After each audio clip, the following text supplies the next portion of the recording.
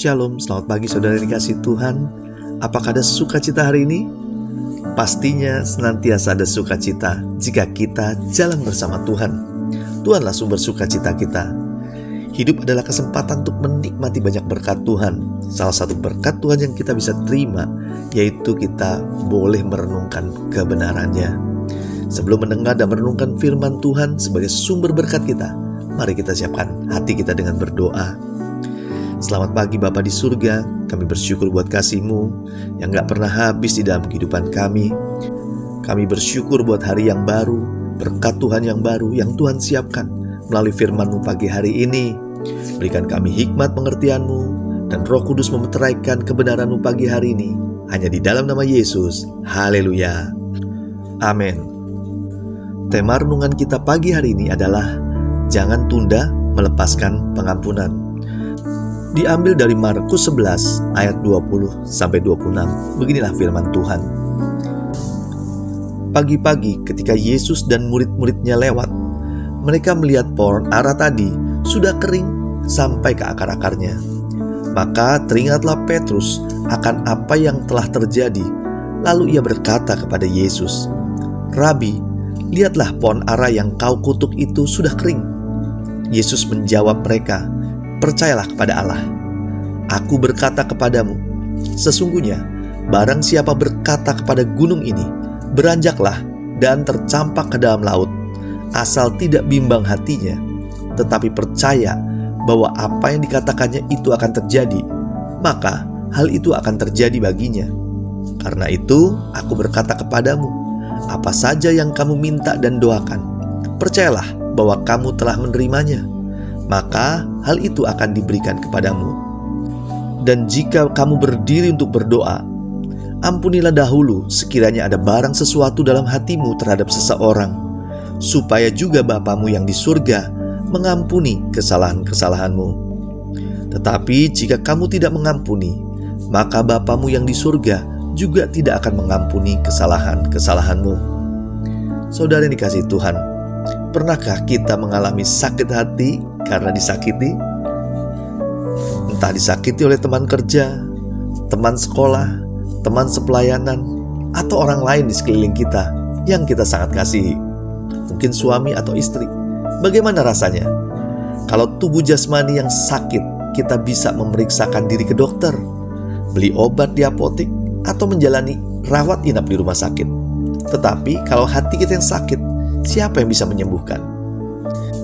Ingatlah kita akan perintah Yesus, yaitu untuk kasihilah musuhmu dan berdoalah bagi mereka yang menganiaya kamu.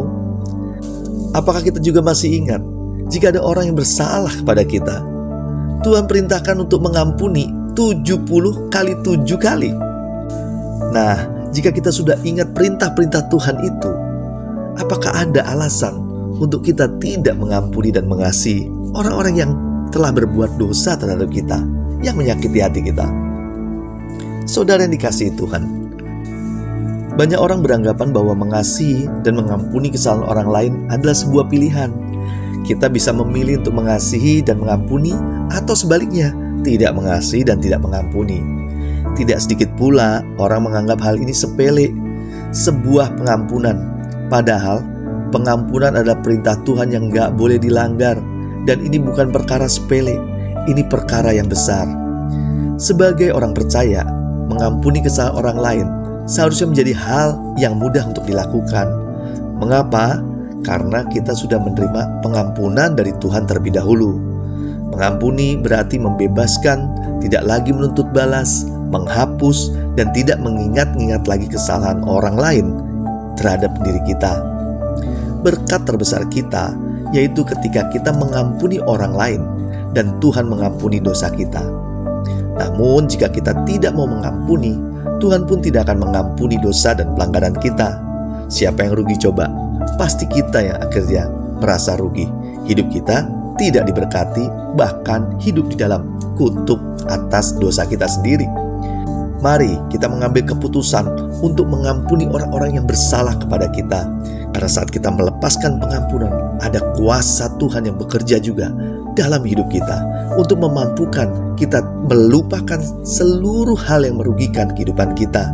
Bahkan ada kesempatan untuk kita menerima berkat-berkat Tuhan tanpa terhalang.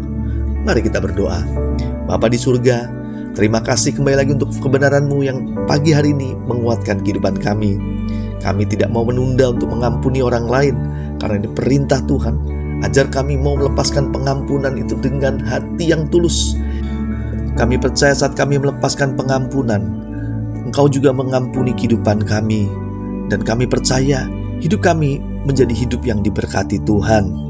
Pagi hari ini tak lupa kami menyerahkan semua aktivitas kami dari pagi, siang, sore hingga malam nanti di dalam tangan Tuhan. Dan Tuhan memberikan kami kesuksesan, berkat-berkat berlimpah di dalam kehidupan kami. Terima kasih Tuhan. Di dalam nama Yesus kami berdoa dan mengucap syukur. Haleluya. Amin. Selamat beraktivitas. Tuhan Yesus memberkati.